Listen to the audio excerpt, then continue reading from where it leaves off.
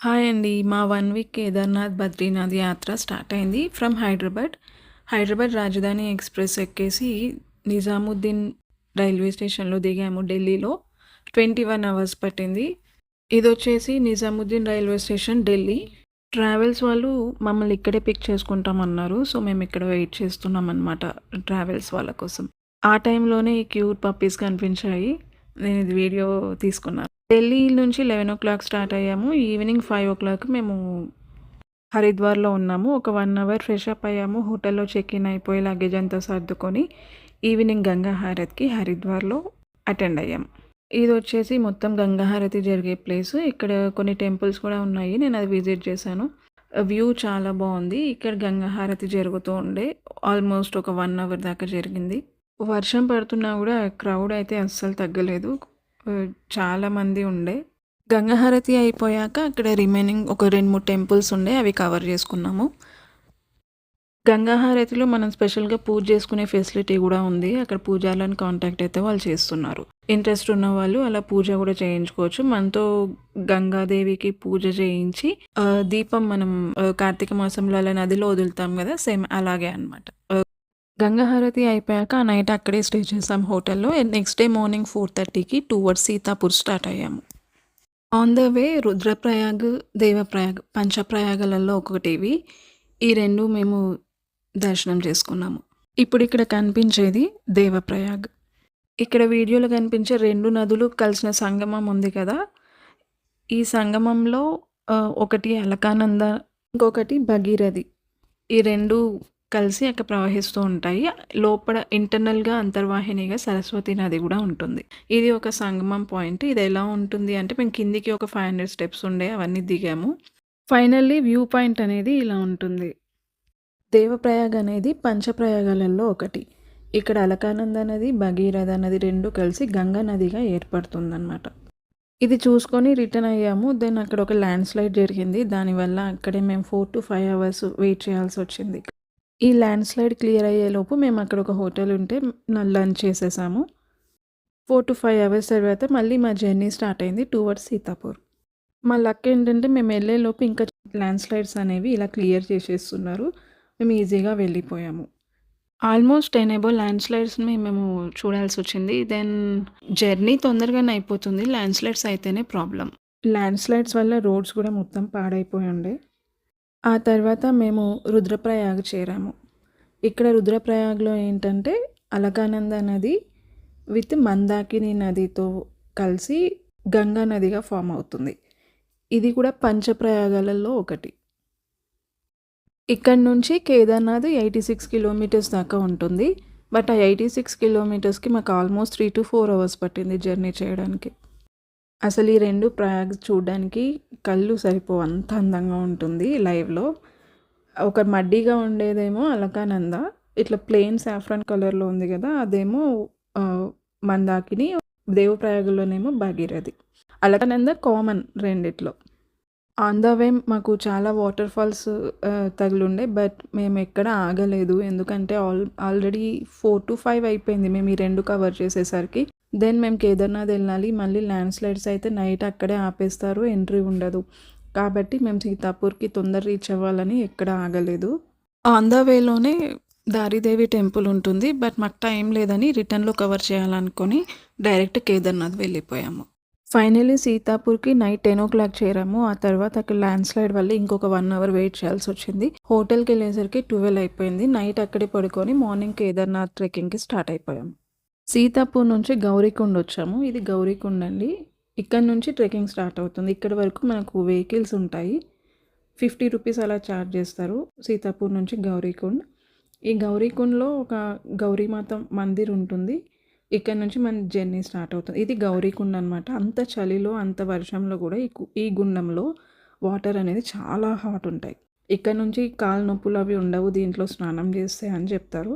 ఆ వచ్చే వే చూసారా ఎలా ఉందో. ఇక్కడ నుంచే మీరు నడవాలనుకుంటున్నారా, లేక డోలీ, పిట్టు, గోడ ఏదైనా తీసుకోవాలనుకుంటున్నారా అన్నీ ఇక్కడే డిసైడ్ చేసుకోవాలి. డోలీ అయితే తర్వాత దొరకదు. సో మిడిల్‌లో మాత్రం పిట్టు అండ్ గోడ అవైలబుల్‌గా ఉంటాయి. ఈ ట్రెక్కింగ్‌లో ఆల్మోస్ట్ నేనైతే 10-20 దాకా వాటర్ ఫాల్స్ చూసాను. ప్రతి చోట ఆగుకుంటూ ఎంజాయ్ చేసుకుంటూ వెళ్ళాము. బట్ వర్షం వల్ల కాస్త బ్రీతింగ్ ఇష్యూ వచ్చుండే. ఆక్సిజన్ లెవెల్స్ అనేవి చాలా తక్కువగా ఉన్నాయి అక్కడ. ఒక 8 కిలోమీటర్స్ నడిచాక నేను గోడ తీసుకున్నాను. నా వల్ల కాలేదు నడవడం. దెన్ గోడ అనేది ఇప్పుడు నేను గుర్రాలు చూపించాను కదా! అక్కడ ఆపేస్తారు. అక్కడి నుంచి ఒక 2 కిలోమీటర్స్ ట్రెక్ చేస్తే టెంపుల్ వస్తుంది. ఈవినింగ్ మేము టెంపుల్‌లో దర్శనం చేసుకున్నాము. ఇది వచ్చేసి భీమ్‌శిల. ఇది వచ్చేసి కేదార్‌నాథ్ టెంపుల్. ఎర్లీ మార్నింగ్ మాకు వీఐపీ దర్శనం ఉండే. నైట్ కూడా ఒకసారి దర్శనం చేసుకుందామని వచ్చాము. గంగా హారతి చూసాము.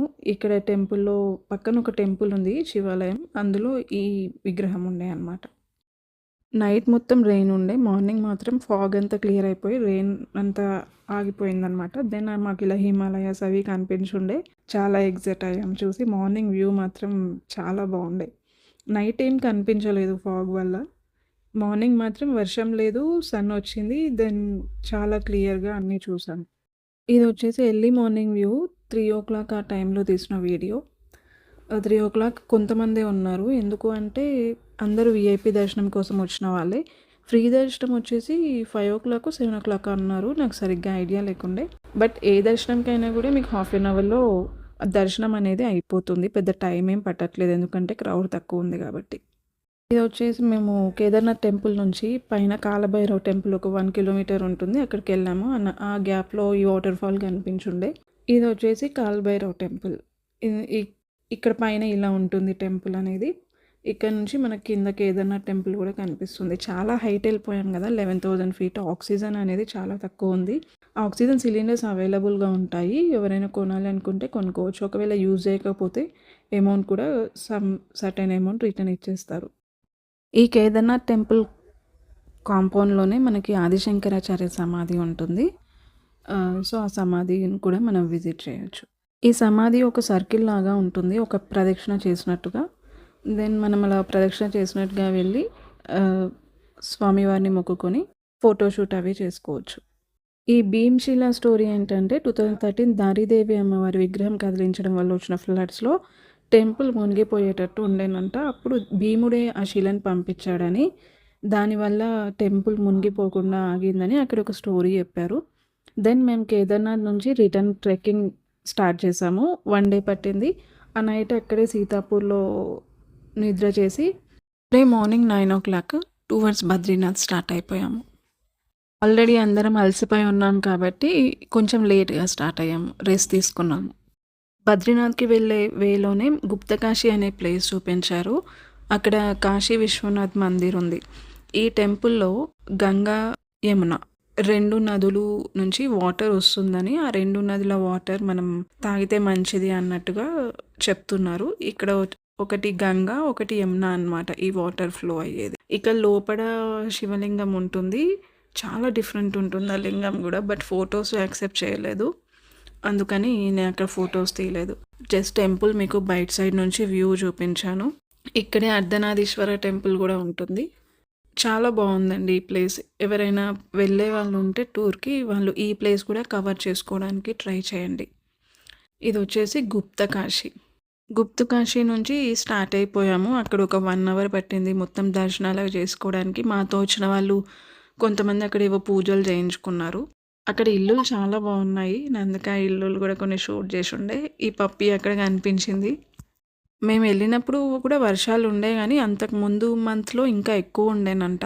సో, వరద మాత్రం అలాగే ఉంది. మేము వెళ్ళేటప్పుడు ల్యాండ్ స్లైడ్స్ ఇలా అయ్యాయి. మా లక్ ఏంటంటే మేము వెళ్ళే ముందే అన్నీ క్లియర్ అయిపోయాయి. దెన్ మేము ఈజీగా వెళ్ళిపోయాము. ఒకే ఒక దగ్గర ఒక 5 అవర్స్ దాకా ఆగాము. ఆన్ ద వే మొత్తం దేవదారు ట్రీస్తోని నిండిపోతుంది. నేచర్ లవర్స్ మంచిగా ఎంజాయ్ చేయొచ్చు. ఈ గుప్తకాశీ నుంచి వెళ్తూ ఉంటే ఆన్ ద వేలో మాకు జోషిమఠ్ అనే టెంపుల్‌ని చూపించారు. ఈ జోషిమఠ్‌లో ఏంటంటే ఇక్కడ ఒక శాలిగ్రామ్ ఉంది విష్ణుది. బద్రీనాథ్ టెంపుల్ 6 మంత్స్ ఓపెన్ ఉంటుంది కదా! ఆ 6 మంత్స్ తర్వాత అక్కడ ఉన్న బద్రీనాథ్ మెయిన్ విగ్రహం శాలిగ్రామ్‌ని ఇక్కడ జోషిమఠ్‌లోకి తీసుకొచ్చి ఇక్కడ పెట్టి పూజ చేస్తారట. అప్పుడు బద్రీనాథ్‌కి వెళ్ళడానికి వే ఉండదు. మొత్తం మంచుతో కప్పి ఉంటుంది కాబట్టి ఆ విగ్రహాన్ని ఇక్కడ తీసుకొస్తారంట. ఈ టెంపుల్‌లోనే ప్రతిష్ఠిస్తారట. సో, బద్రీనాథ్‌లో ఉండే మెయిన్ శాలిగ్రామ్ 6 మంత్స్ బద్రీనాథ్‌లో ఉంటుంది. 6 మంత్స్ ఇక్కడ జోషిమఠ్‌లో ఉంటుంది. ఈ టెంపుల్ కూడా చాలా బాగుండే. ఈ జోషిమఠ్‌లోనే మెయిన్ టెంపుల్ కాకుండా ఇప్పుడు నేను నిల్చొని ఎక్కడైతే ఫోటో తీస్తున్నానో ఆ ప్లేస్‌లో ఒక రూమ్‌లో కొన్ని విగ్రహాలు ఉన్నాయండి. చాలా ఓల్డ్ 1000 సంవత్సరాల క్రితంవి. అవి కంపల్సరీ చూడండి. ఒక ట్రాన్స్‌లోకెళ్ళిపోతారు. వీడియో అక్కడ అవైలబుల్ లేదు కాబట్టి నేను చూపించలేకపోతున్నాను.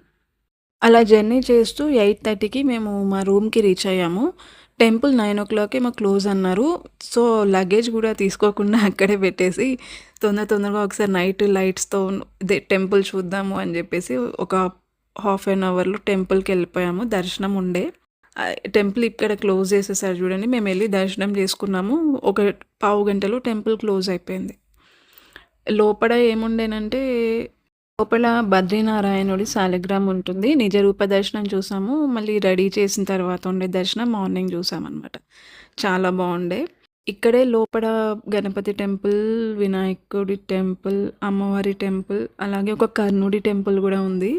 మేము అడిగాము అక్కడ పూజారిని, అది మహాభారతంలో కర్ణుడి టెంపుల్ అంటే, కాదు ఈ బద్రీనాథ్ క్షేత్ర పాలకుడు కర్ణుడు అంటే ఆయన టెంపుల్ ఇది అని చెప్పారు. చాలా బాగుండే. ఓన్లీ ఫేసే ఉంటుంది. చాలా బాగుండే.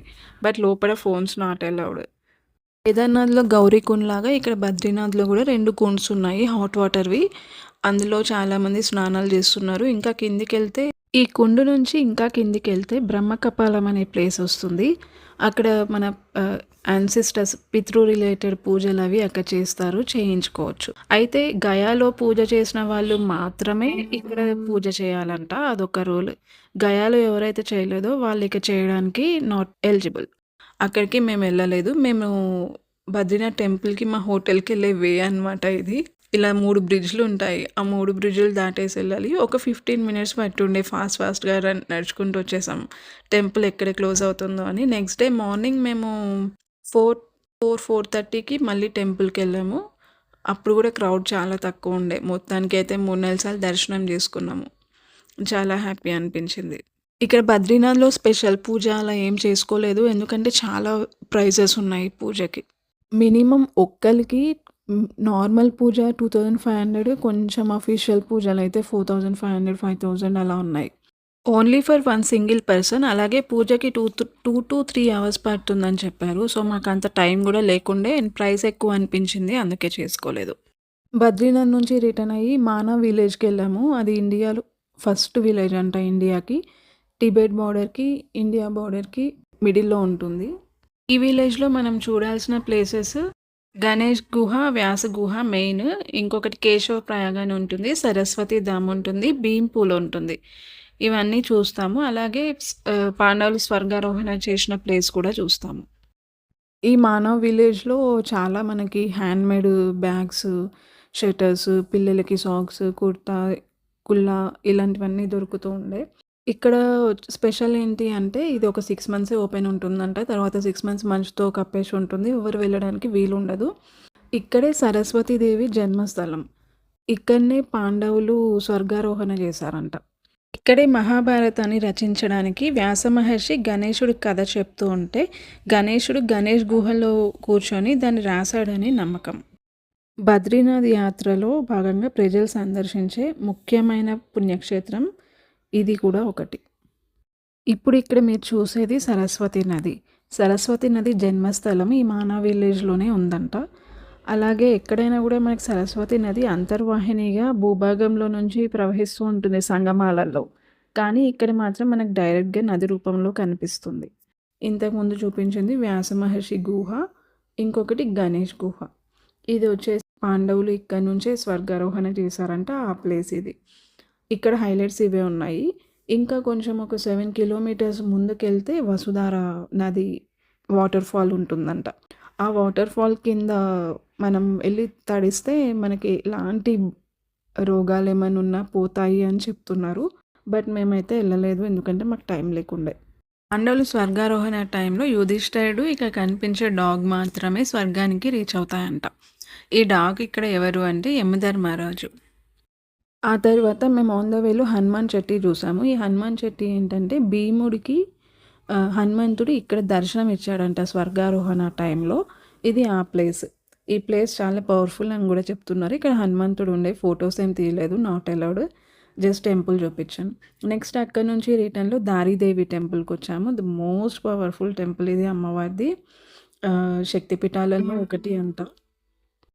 ఈ అమ్మవారి విగ్రహాన్ని కదిలించినందుకే 2013లో ఇక్కడ ఫ్లడ్స్ వచ్చాయంట. కేదార్‌నాథ్, బద్రీనాథ్ ఈ ఏరియా మొత్తం చాలా టూ మచ్‌గా ఫ్లడ్స్ వచ్చి టెంపుల్స్ మునిగిపోయేంత ఫ్లడ్స్ వచ్చాయంట.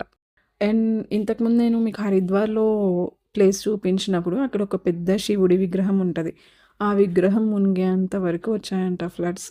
ఆల్మోస్ట్ జస్ట్ హెడ్ వరకే ఉండే. మేము యూట్యూబ్‌లో తర్వాత సెర్చ్ చేసాము. ఓన్లీ శివుడిది హెడ్ మాత్రమే కనిపిస్తుంది. చాలా షాక్ అయ్యాం చూసి. ఈ దారిదేవి టెంపుల్ వచ్చేసి మొత్తం నదిలోనే ఉంటుంది. ఇలా ఒక బ్రిడ్జ్ లాగా ఉంటది. ఇందులో నుంచి మనం అమ్మవారి దగ్గరికెళ్ళి దర్శనం చేసుకోవాలి. లోపల కూడా ఫోటోస్ నాట్ అలౌడ్. ఇదొచ్చేసి ఉత్తరాఖండ్ మ్యాప్. ఎక్కడి నుంచి ఎక్కడికి ఎలా వెళ్ళాలి ఏంటి అనేది చిన్నజీయ స్వామి ఆశ్రమంలో చూసాము. బాగుందని ఒక పిక్ పెట్టాను. మేము ఆన్ ద వే రిటర్న్ వచ్చేటప్పుడు ఒక బెల్లం తయారు చేసే ప్లేస్‌కి తీసుకెళ్లారు. ఇది ఆ ప్లేస్. చెరుకు పండిస్తున్నారు అక్కడ మొత్తము. ఆ చెరుకుతోటి రసం తీసి, దాన్ని పాకం చేసి, ఆ తర్వాత దాన్ని బెల్లంగా ఎలా మారుస్తున్నారు అనేది చూపిచ్చారు. అది చూసాం. చాలా బాగుండే. ఆ బెల్లం ఆయన అంత వేడిగా తీసి అక్కడ పెడుతున్నాడు కదా! బట్ వెళ్ళి హ్యాండ్‌తో టచ్ చేస్తే అసలు అది వేడిగా లేదనమాట. డైరెక్ట్‌గా తిని చూసాము. చాలా బాగుండే. కొనేవాళ్ళు కొనుక్కున్నారు. చాలా చీపే ఉండే బెల్లం రేట్ కూడా. బట్ మళ్ళీ మాకు రిటర్న్ ఫ్లైట్ కాబట్టి అక్కడ వెయిట్ ప్రాబ్లమ్ అవుతది అని మేము తీసుకోలేదు. ఫైనల్‌గా ఢిల్లీ రీచ్ అయిపోయాము. అక్కడి నుండి సారీ టు ఫర్‌గట్ మేము బద్రీనాథ్ నుంచి మార్నింగ్ దర్శనం చేసుకున్నాక రిషికేష్ స్టార్ట్ అయ్యాము. డైరెక్ట్ ఢిల్లీ రాలేదు. రిషికేష్‌లో నైట్ స్టే చేసి నెక్స్ట్ డే మార్నింగ్ ఢిల్లీకి స్టార్ట్ అయ్యాము. రిషికేష్‌లో ఫుల్ వర్షం అండి. మేము రీచ్ అయ్యేసరికి నైట్ 11 అయిపోయింది.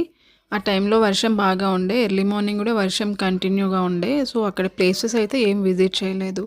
వర్షం తగ్గాక 10:00 అలా ఢిల్లీకి స్టార్ట్ అయిపోయాము. ఆఫ్టర్‌నూన్ 3:00 రీచ్ అయ్యాము. ఇంకా టైం ఉంది గదా అని చెప్పి ఢిల్లీ గేట్ ఒకటి చూసుకున్నాము. అక్కడి నుంచి అక్షరధామ్ స్వామినారాయణ టెంపుల్ ఉంది గదా! అది ఒకటి చూసుకున్నాము. ఇంకా ఎట్ లాస్ట్ మాకు ఫ్లైట్ టైమ్ అయ్యుండి ఈవినింగ్ 7:30 అలా మేము రిటర్న్ అయిపోయాం హైదరాబాద్‌కి. ఇదండి టోటల్‌గా మా కేదార్‌నాథ్ యాత్ర. 6 డేస్, 7 డేస్, 6 నైట్స్. ఇది మేమెళ్ళింది వంశీ టూర్స్ అండ్ ట్రావెల్స్. మీకు అతను గూడా తెలుగు యూట్యూబరే.